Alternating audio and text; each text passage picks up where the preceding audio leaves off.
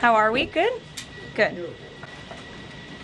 President Trump is saddened and outraged over the brutal murder of two Israeli embassy staff here in Washington, D.C. last night.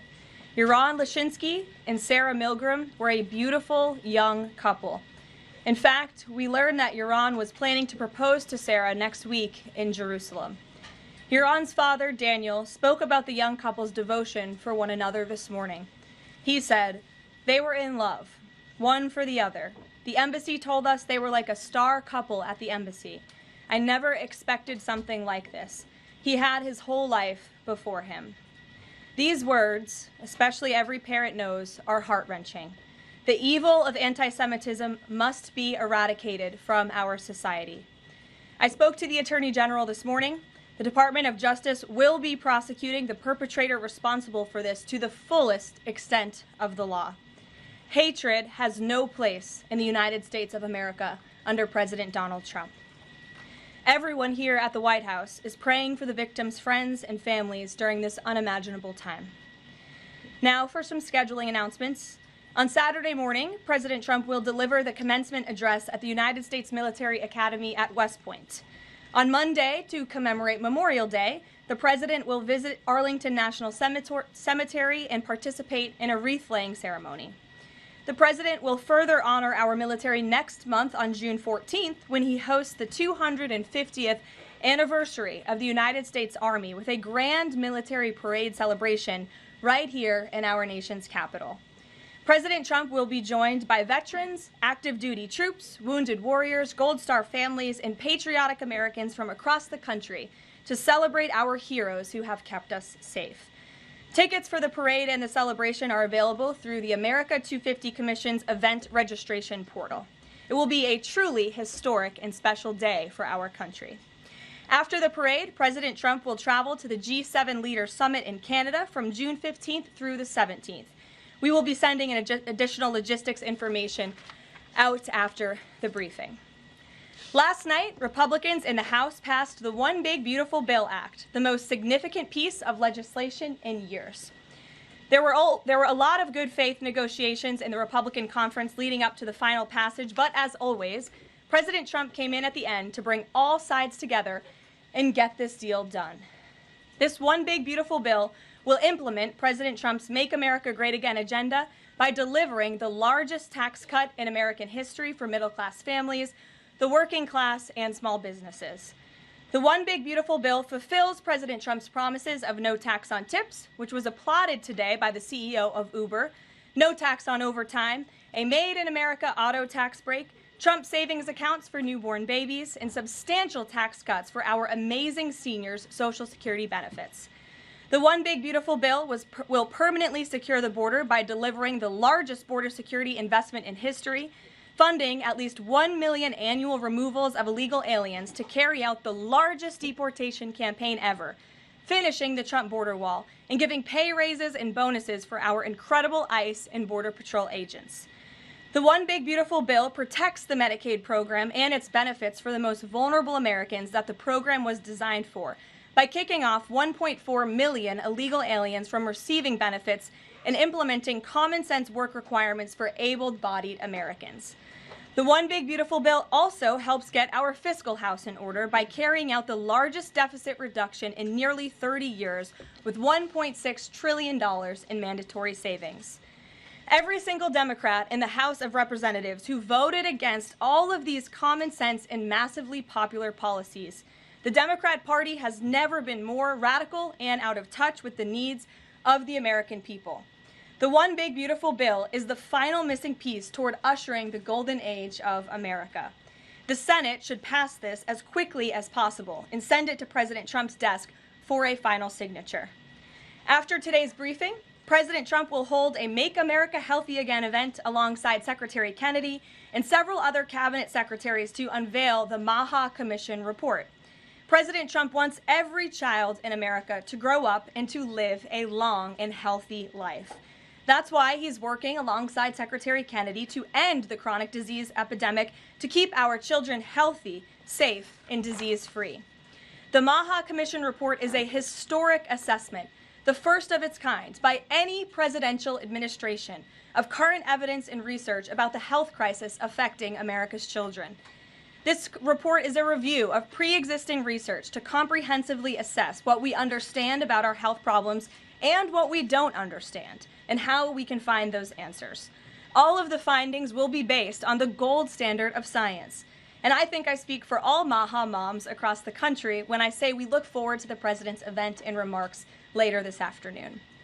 And as we head into the Memorial Day weekend, a quick update on gas prices. According to the fuel savings platform Gas Buddy, the national average price of gasoline is expected to be $3.08 on Memorial Day. We expect that to continue to decline because of the president's energy policies. But this is down from Memorial Day last year. And adjusted for inflation, it's the second cheapest price per gallon of gas on Memorial Day since 2003, thanks to President Trump. And finally, in other news, the Department of Homeland Security conducted a deportation flight from Texas to remove vicious illegal criminals in the United States.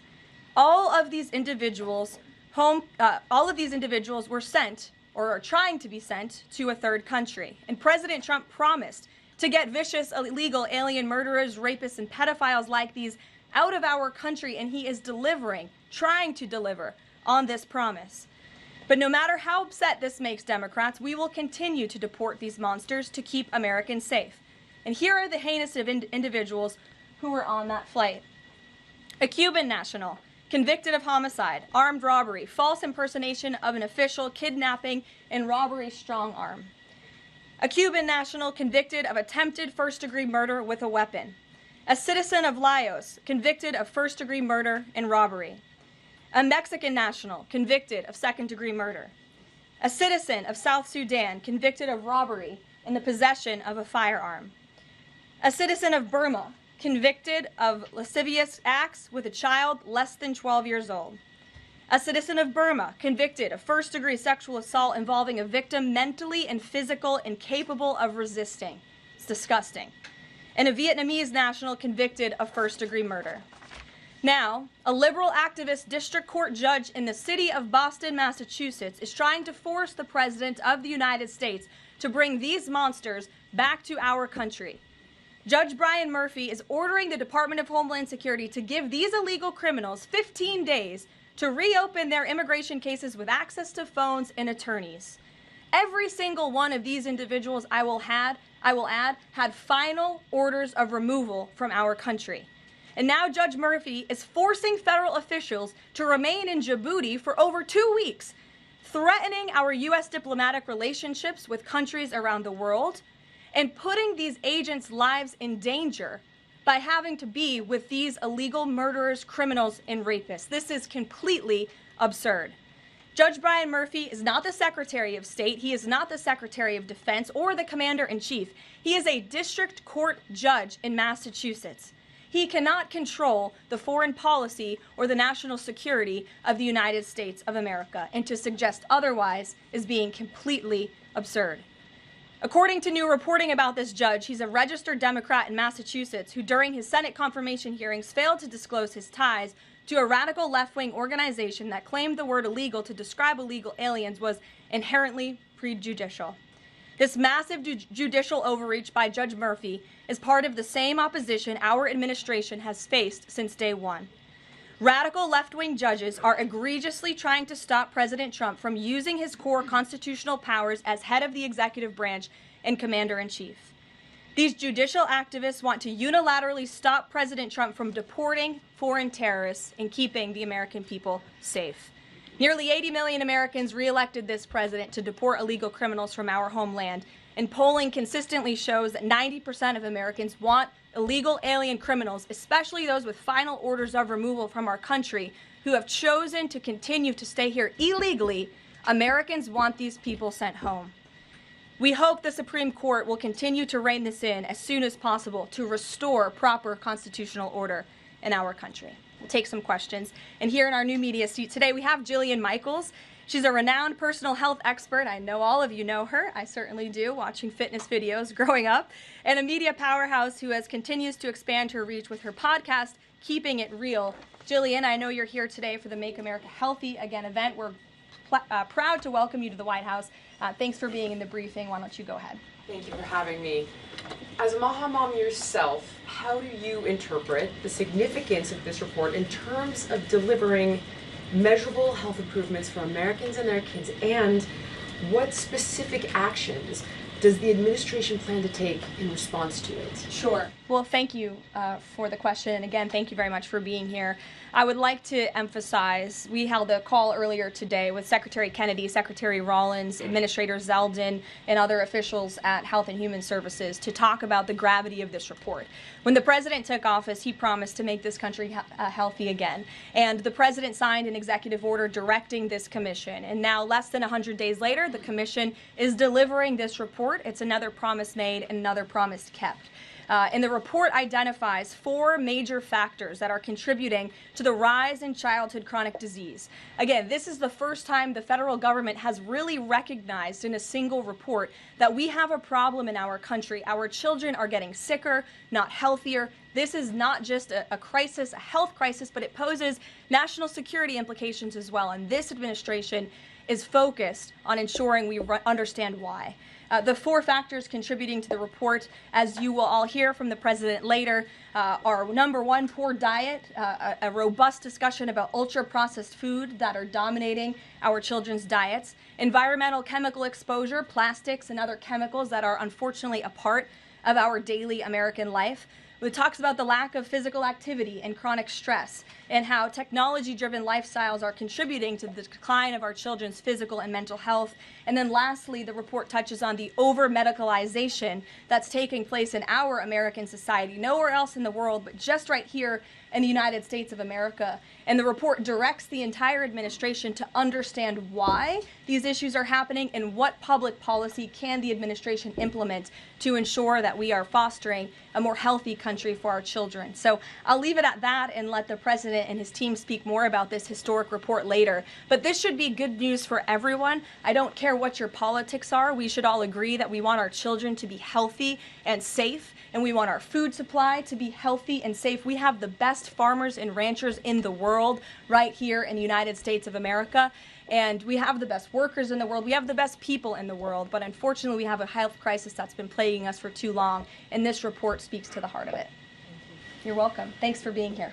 Garrett, go ahead. Karoline, you guys are very proud of your record on transparency. I have 2 transparency-related questions for you. Sure. On the president's dinner tonight, will the White House commit to making a list of the attendees public so people can see who's paying for that kind of access to the president? Well, as you know, Garrett, this question has been raised with the president. I have also addressed the dinner tonight. The president is attending it in his personal time. It is not a White House dinner. It's not taking place here at the White House. But certainly I can raise that question and try to get you an answer for it. Okay, and on the Qatari aircraft, the Air Force has said they're going to classify all the information about the work that has to get done to bring it up to snuff to be Air Force One. Previous Air Force One contracts, including the one that the president entered into in 2018, are public. That's available knowledge. Will the White House commit to releasing who's doing that work and the cost of that work? I understand that some elements might be classified about specific systems, but will you commit to releasing that basic information so people can see ultimately what this costs? Well, Garrett, as you know, that's a question for the Department of Defense and the United States Air Force, who is accepting this jet as part of their fleet. Declassify anything he wants. Well, you'll have to ask the Department of Defense and the United States Air Force, who is accepting this jet as part of its fleet. Peter. The president can declassify anything that he wants. Has he looked to see if there are any records here that would contradict what we've been told about Joe Biden's decline? He has not directed anyone, to my knowledge, to look into that, but surely I can ask him if he intends to. I think the president has spoken on this pretty extensively, and I have spoken about it extensively from this podium as well, how it was truly one of the worst political scandals this country has ever seen, that the previous administration covered up the decline in the former president's mental and physical ability. And it's now all coming out, but the American people knew the truth, and that's one of the many reasons why President Trump won the election on November 5th. And President Trump says that he basically thinks unelected Biden staffers concealed his decline so that they could use the levers of power for their own personal gain. Well, Look, that's not just the president thinking that, Peter. There's a new book out. I don't know if any of you have heard about it. Again, a little bit too late because the American people knew the truth on this from the very beginning. And there were reporters in this room, including some from your network, Peter, I'll give you a little bit of credit here,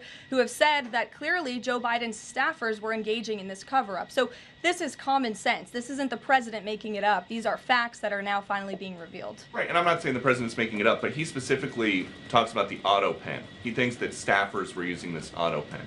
Is there some kind of like a badge that you have to swipe to use an auto pen? Is there a record of that? I can tell you here at this White House, the president signs any document that has legal implications. The president signs every executive order. He signs every proclamation. He signs pretty much every document that is needed for the president's signature, with the exception of maybe some letters to children. From what we have heard and seen, that was not the case in the previous administration, and the president is raising good questions that are worth looking into. And as for Maha, I'm going to take a sip of water, if that's okay with you guys. Go ahead.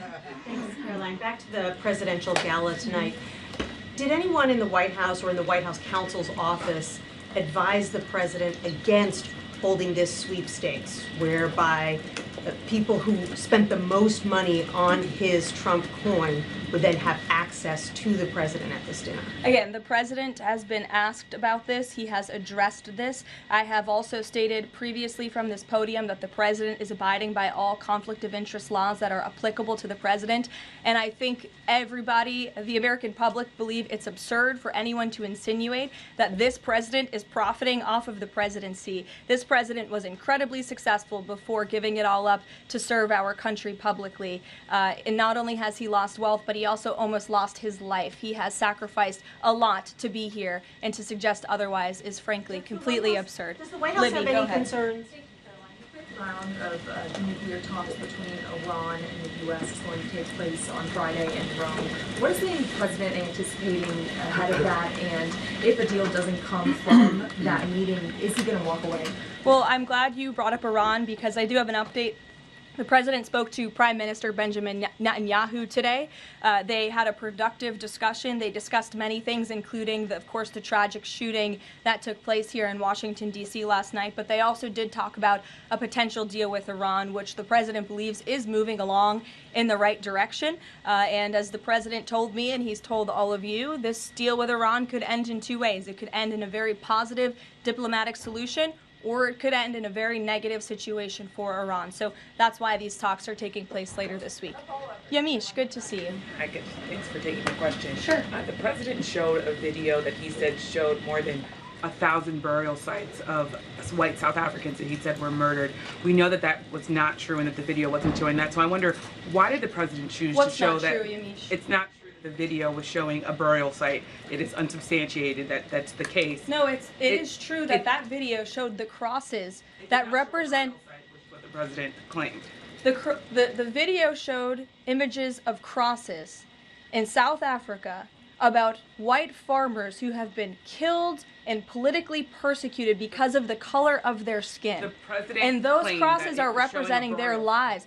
Those crosses are representing their lives in the fact that they are now dead, and their government did nothing about it.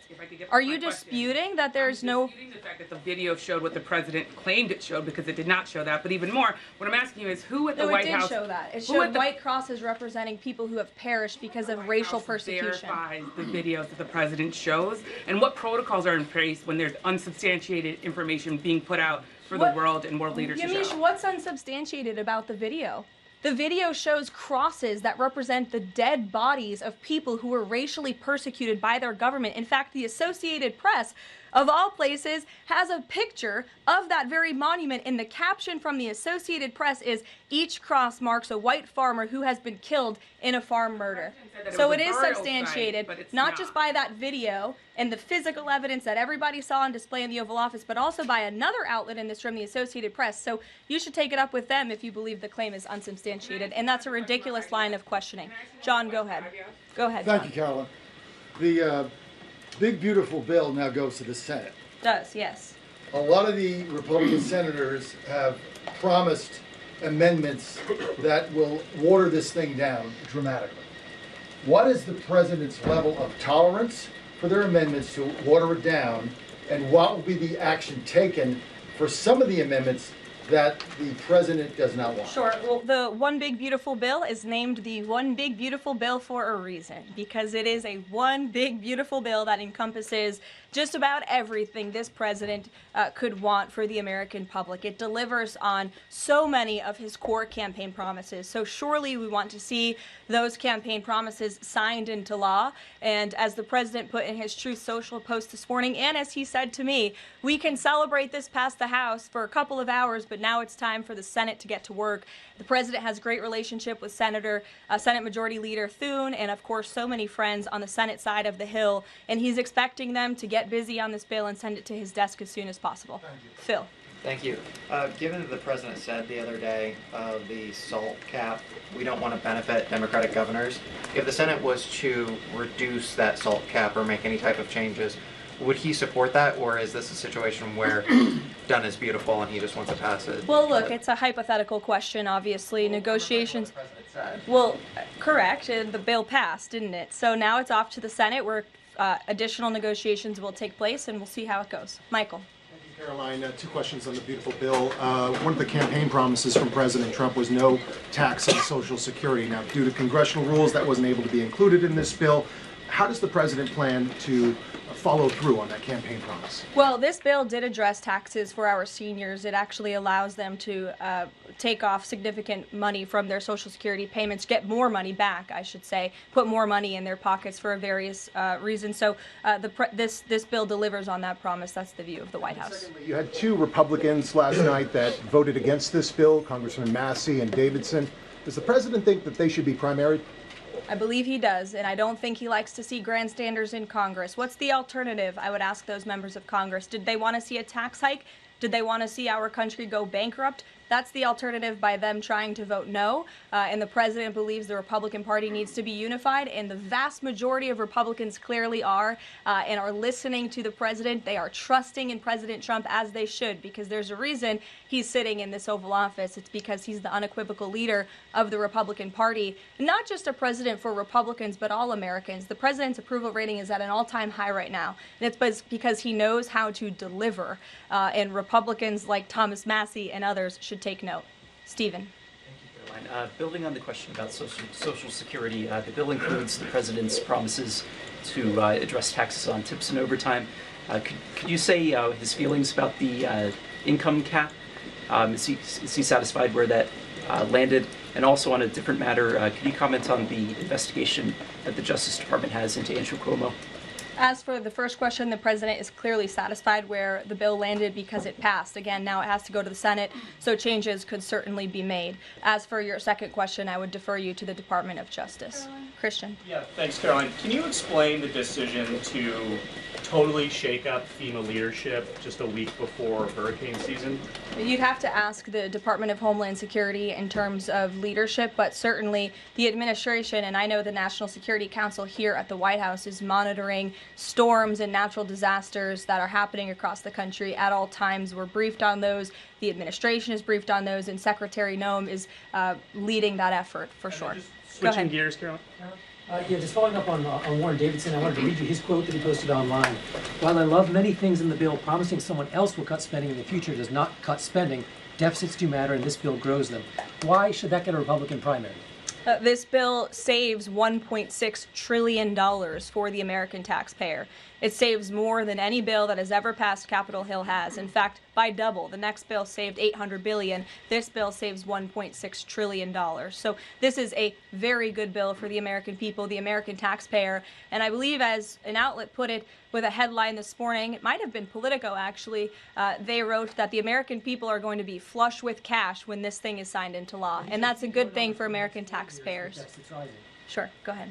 Caroline, what is the president doing to win Senate passage by July 4th? And does that include work to eliminate carried interest and make business tax cuts permanent? Where is he on those issues? Well, look, this bill literally just passed the House of Representatives. So now our team is suiting up for discussions with the Senate side of Capitol Hill. The president, again, said this morning he hopes to see this bill at his desk as soon as possible, and he'll be engaged in the process to get it through the Senate, just like he was to get it through the House of Representatives. What kind of assurances did he give the Freedom Caucus members to to kind of ensure that this would get through last night was changes to Fannie Mae and Freddie Mac part of that equation, changes administratively to Medicaid as well? Well, I was in that meeting yesterday with the president and House Freedom Caucus, and he told them how he wants to be a cheerleader for them, a cheerleader for the Republican Party, and for the country. And Republicans faced a pivotal moment yesterday. They could have voted to bankrupt the country and increase taxes by $4 trillion, or they could vote for this one big, beautiful bill which cuts taxes and saves American taxpayers money.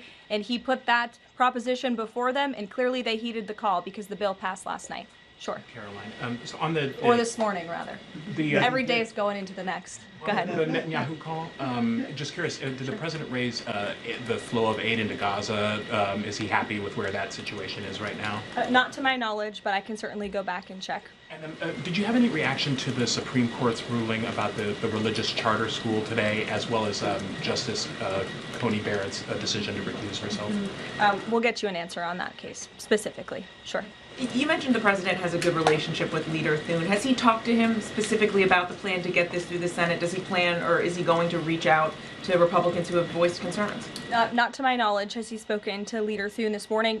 He very well could have. I just wasn't briefed on that call. We can go back and check for you. The president did speak to Prime Minister Netanyahu this morning. He also had a call with President Sheinbaum this morning. He was receiving his intelligence briefing. He's been very busy all morning. But again, he certainly intends to remain active and engaged in these negotiations with the United States Senate to get this bill done. And just following up on the dinner tonight, you mentioned this is not a White House dinner, but the president is always the president, and the Trump family is making money off of this. So can you just explain, how is this not the president using the office to enrich himself?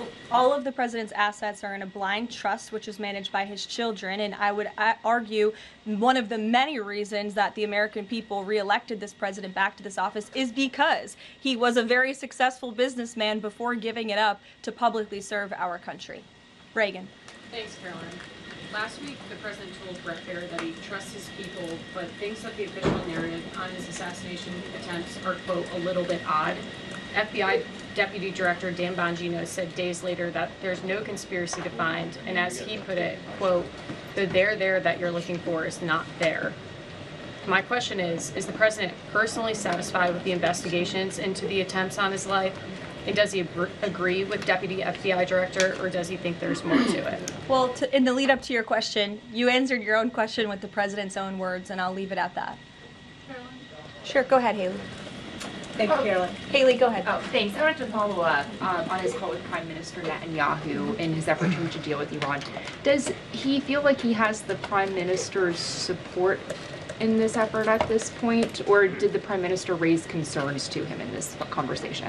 I won't get further into the private discussion between the president and the Prime Minister, but surely they have a good relationship, one that's built on transparency and trust. And the president has made it very clear to not just Prime Minister Netanyahu, but also the world, that he wants to see a deal with Iran struck if one can be struck. He does not want to have to take the latter option, the more severe and negative option. He wants to see a deal. The president is a deal maker, and he believes strongly in diplomacy, and he's made that clear to the Prime Minister, but also to all of you and, frankly, the rest of the world. Mary. Thank you, Caroline. Two questions, one on the terror attack last night and then another on the big, beautiful bill. Do you or President Trump have a message to politicians like Ilhan Omar, who only this morning explicitly avoided condemning this act of terror? It's despicable.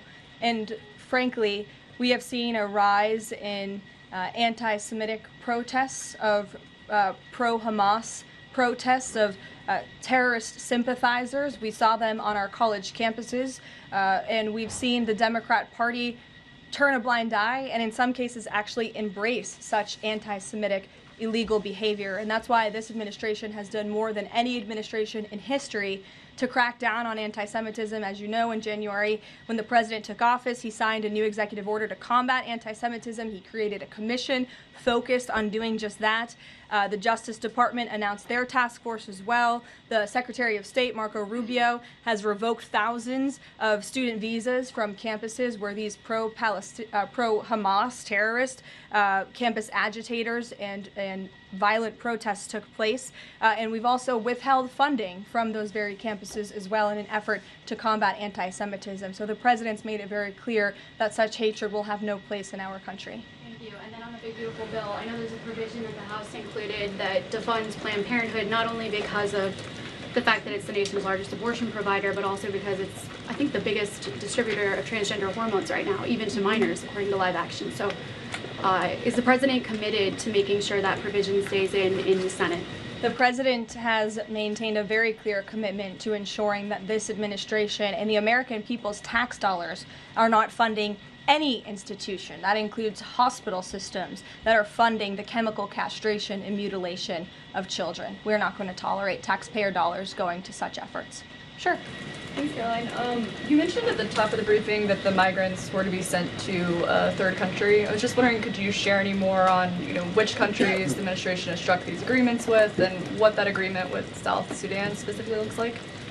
Well, first of all, I won't litigate foreign policy from the podium, but what I will reiterate is the absurdity of this ruling from a district court judge in Boston who is just creating new immigration laws out of thin air. This administration, let me be very clear, because there have been a lot of fake headlines about this deportation flight over the last 2 days. This administration has complied with all court orders. And the individuals whose names I just revealed and whose criminal histories I just spoke of that are on this flight, every single one of them had a final order of removal from our country. In fact, one of these violent illegal criminals had a final order of removal given to him in 1999. It's 2 years after I was born. This individual, this criminal, has been living in our country for an entire generation. And now we have a district court judge who is trying to tell the president and the Secretary of State and the Secretary of Homeland Security that an illegal criminal murderer who's been hiding in the shadows in our country for nearly 30 years cannot be deported from United States soil. That not only is undermining our entire immigration system, but it is also undermining our diplomatic negotiations with countries around the world. How are countries on this earth supposed to trust the United States government and these good faith diplomatic negotiations when these countries accept these repatriation flights? How are they supposed to trust us if we have radical district court judges who are going to say, no, you can't do that?